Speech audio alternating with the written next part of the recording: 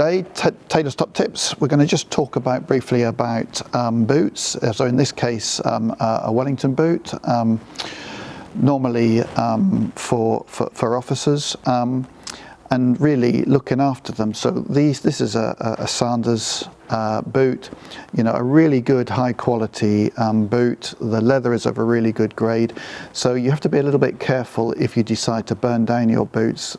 Just allow for a little bit of shrinkage if they're going to be burnt down. Now, if they're being burnt down correctly and you pack them out with some sharp sand, then they shouldn't move. So again, if you're burning your boots down, make sure that you're using somebody that is really quite competent and knows what they're doing.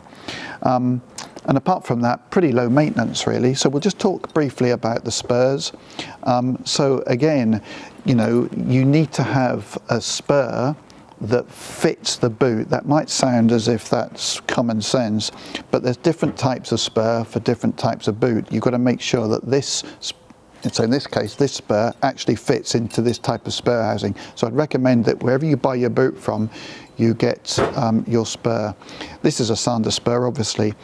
They stay bright, so the minute you start brastering them, you're going to have to continue doing so. So invariably, you'll need to just bend them out slightly so that you can see that they are going to go round the heel of the boot, and you'll see that this is really nice and neat and flush. So you've just got to break the seal a little bit, and again, just make sure swan neck, shaped like a swan. If you put them in upside down, that's an expensive mistake.